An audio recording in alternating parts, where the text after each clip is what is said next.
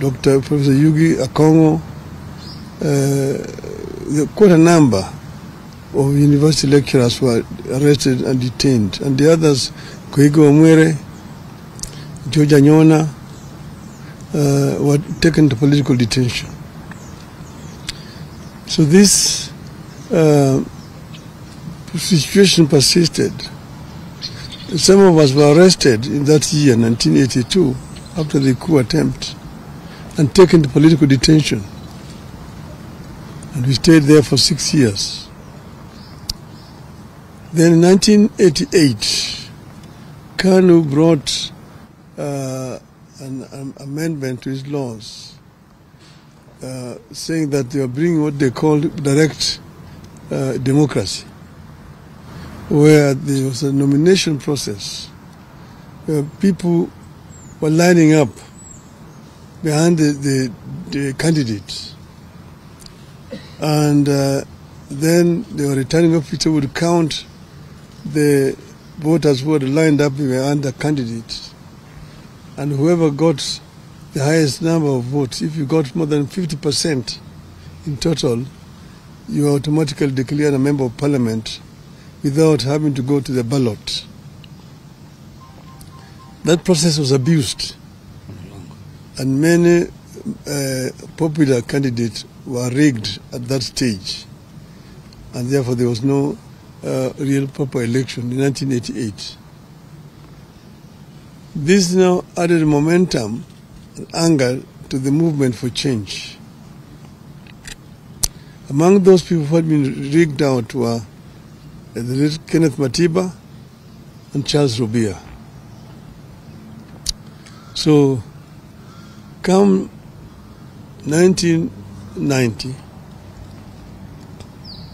by that time I had been to detention 2 times. The 2 politicians, Kenneth Matiba and Charles Rubia, on the 2nd of May 1990, addressed a press conference in which they said that Kenya, the time had come for Kenya to become a multi-party, that Kenyans wanted a multi-party system of government. They were condemned seriously as being ethnic chauvinists, anarchists, people who want to bring chaos in this country. They told that this country was not yet cohesive enough to become multi-party. It would take another 100 years before Kenya became a multi-party system. So these were daydreamers.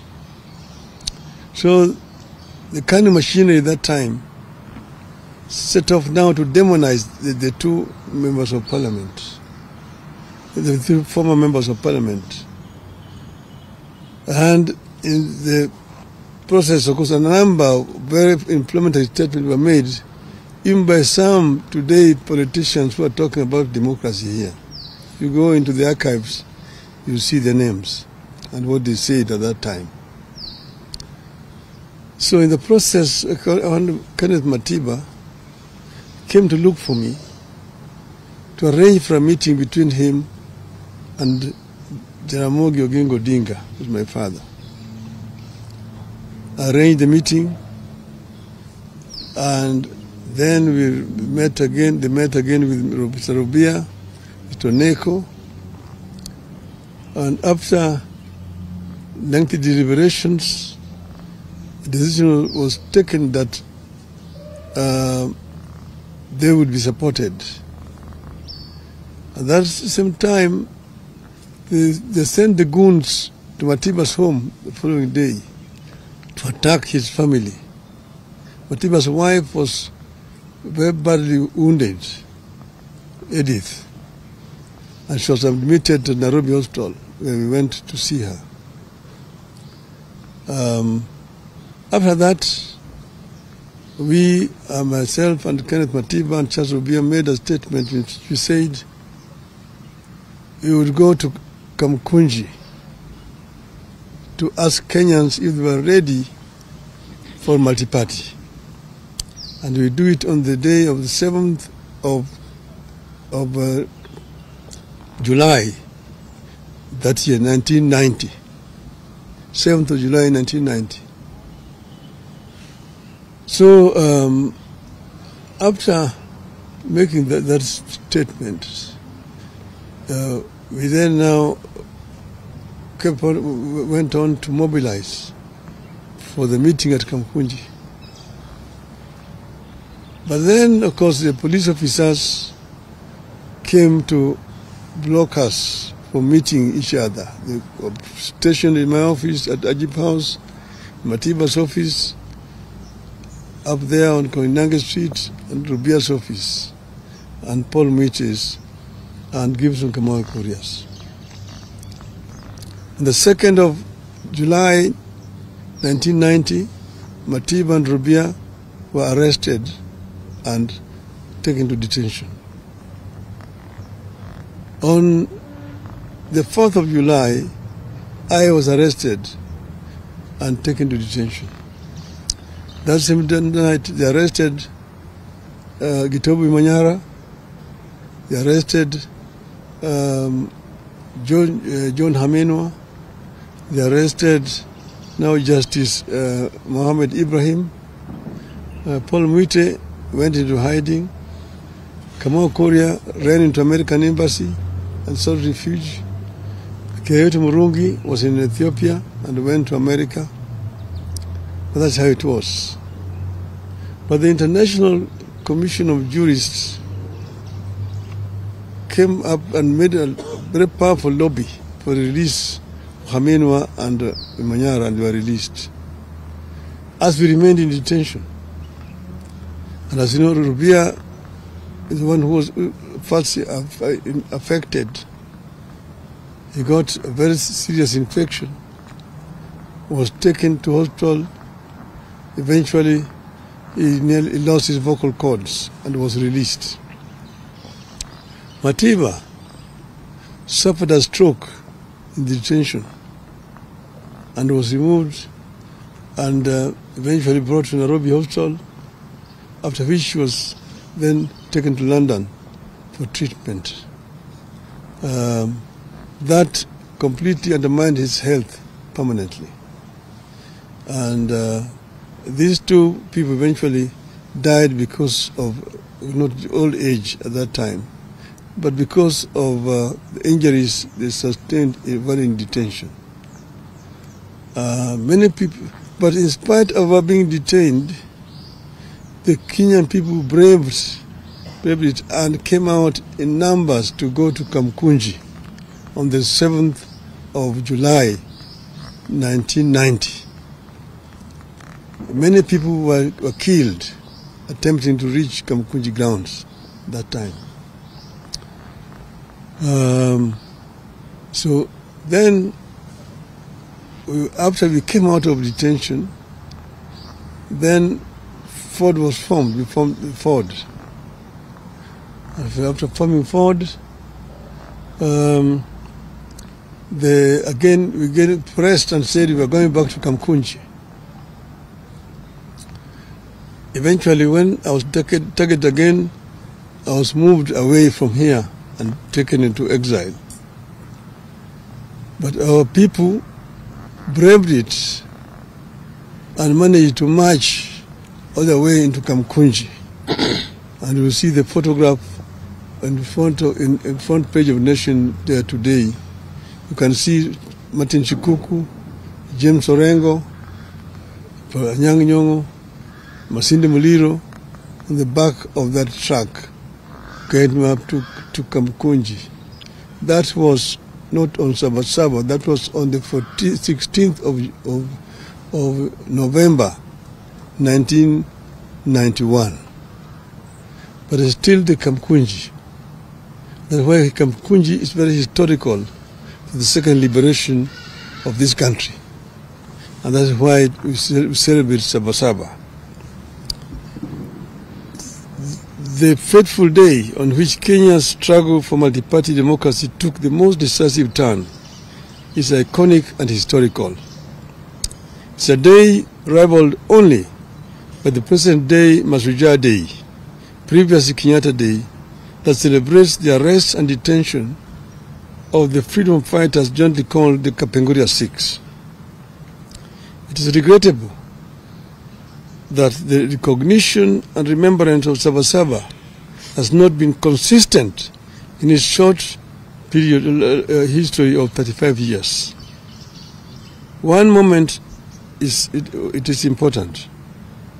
The next moment it is not. On this 35th anniversary of Sabasaba, we decided to remember and to set the record straight on its significance, what it was and is, and what we ought to do with the foundation it laid for the country. Before that day, some patriotic Kenyans had demanded the repeal of Section 2A of the Constitution. A number of people, including Kenneth Matiba, Raila Odinga, Mohamed Ibrahim, Toby Manyara, John Haminwa, and Charles Robia, among others, were arrested and detained. It is quite unfortunate that some of the people we were fighting then and who sanctioned those arrests are trying to hide behind Sabasaba to advance their political fortunes. Some of them are alive today and now are masquerading as liberators. On the fateful day, July 7th, 1990, thousands of Kenyans tried to gather at the historic Kamkunji grounds to take stock of the past, the state of the nation, and chart a path of freedom forward. We decided that Sabasaba would be a march for political freedom and liberty, freedom of association, freedom of movement, freedom of expression, and a new democratic constitution founded on multipartyism. Kenyans wanted a fulfillment of the Kenyan dream, which was eradication of poverty, ignorance, disease, and good governance. That clarity of mission is what made Sabasaba different from all other confrontations with the Moi Kanu one-party state.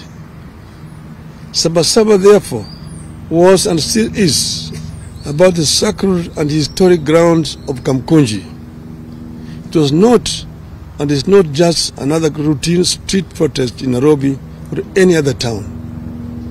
At Kamkunji is where they held the last cow Kenya-Africa Union meeting in 1952.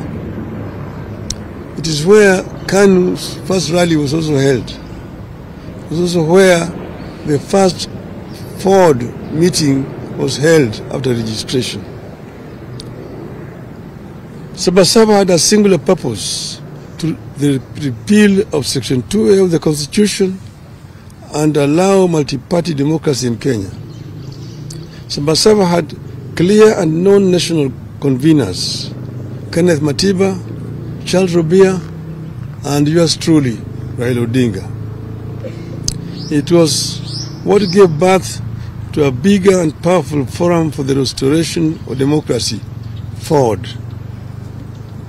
Ford had a known nationally inclusive leadership: Jaramogi Oginga Odinga, Philip Gachoka, Ahmed Bamariz, Salim Damwe, Asinde Muliro, George Ndenge, Kenneth Matida, Charles Robia, among others. Sabasaba was inclusive, democratic, and intergenerational. The old, the young, people in and out of the government, professionals, academics, trade unionists, civil society, women groups, and religious groups. All of them found their voice in what it stood for: a people's struggle for good governance, freedom, and equal opportunity for all. It was not one group against the entire nation. Every year, We invest €100 million in packaging research and development to strengthen the sustainability profile of our packages. We also invested €42 million to support expanding carton collection, sorting and recycling worldwide.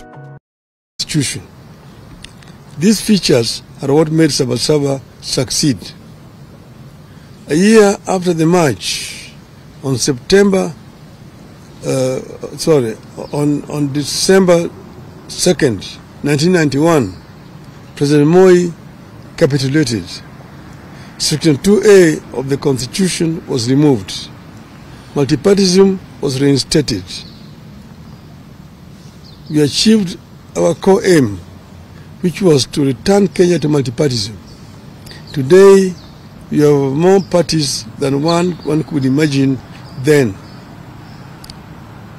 That single amendment paved the way for the complete overhaul of the Constitution and the birth in 2010 of a new Constitution that came with provisions for fundamental freedoms and liberties that our citizens enjoy today. It is clear that many of the ideals espoused by the dreamers behind Sabasaba have become part of the national aspiration. We are a better nation because Sabasaba happened. We have a duty and a responsibility to honor the men and women who dared to dream and to turn out at a time of great peril to themselves and their families. 35 years later, the country is grappling with a new wave of unrest and political activism.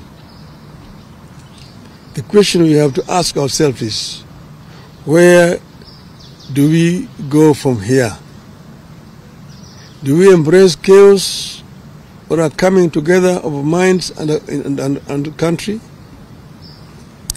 As a living architect of the events leading to the Sabasaba, I choose a coming together of minds and country in the interest of the country. I long fought for its progress, stability and prosperity.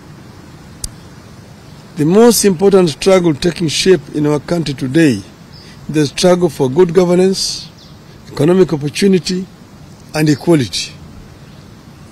The biggest challenge facing Kenya today and into the foreseeable future is how to expand economic opportunity and lift particularly young Kenyans out of poverty, exclusion and unemployment. Kenyans are yearning for programs and leaders that prioritize economic inclusivity, social justice and political freedom. There is no doubt that the country is yearning for legislation that makes our institutions more responsive, programs that ensure adequate funding for services that touch wananchi, changes that make our judiciary free, efficient and progressive, measures that make the executive more accountable and efficient. We must end impunity and corruption within our three arms of government. Our leaders must become modest, ethical, humble and accountable. What is to be done? What is to be done? I propose an inclusive, intergenerational, national conclave to hear our people across all divides and come up with an irreducible reforms and changes necessary to take the country forward. I propose that the country urgently returns to the agenda of comprehensive police reforms, focusing on enhancing accountability, transparency, and improving the police-to-people relationship. Your rogue police force that shoots people with impunity. And this is a force that we inherited from the colonialists. It has not been reformed to become a people's defender, a people's servant. I propose that the conclave envisage comes up with better and sustainable ways for addressing transparency, accountability, and impunity, especially with regard to corruption, and ensuring that leaders are held accountable for their actions. I propose that the forum comes up with a comprehensive and sustainable strategy for addressing youth unemployment and expansion of opportunities for youth in the formal and informal sectors. Such a national conclave must have a clear terms of reference and be populated and helmed by the most serious and sober minds in our nation. The proceeds of the national dialogue be subjected to a referendum.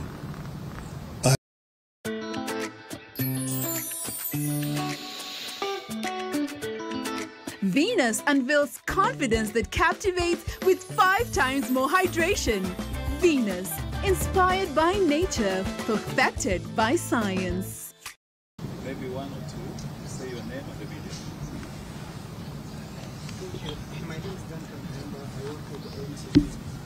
We have touched on issues of urgent looking at police reforms because they have gone back to the old days.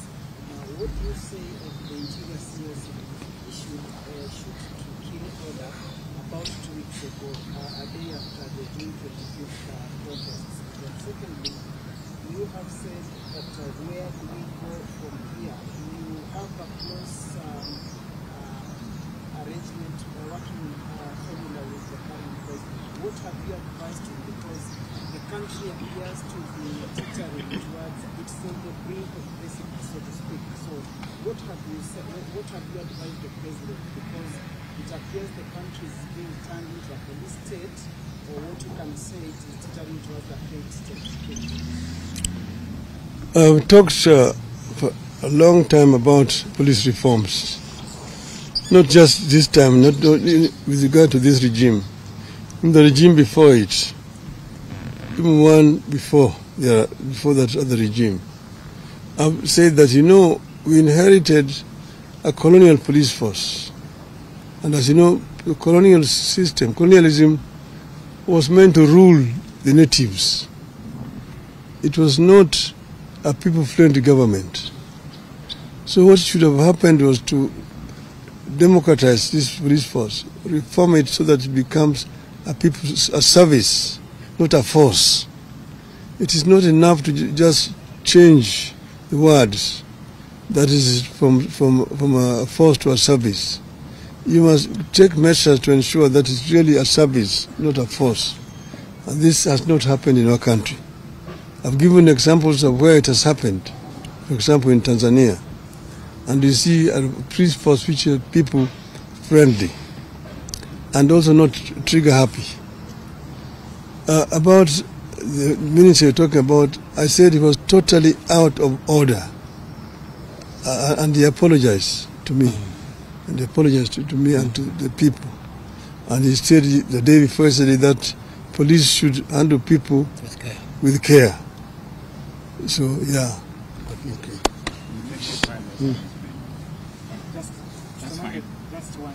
No, Just to say. let's end there. Okay. No, just... Oh, okay, thank you. I just wanted to know and find out. My name is Seto Lale from Citizen TV. Your proposals, as you put them, are there also the thoughts being shared by the president towards this, and what happens if this particular proposal is not taken into account? I've addressed the nation, and the president is part of the nation. And ask him, it applies to him as much as it applies to the other people. So I'm not partisan in any way. This is a proposal that is coming to me and from my party also, the ODM. This is our stand as a party. Okay. Thank you.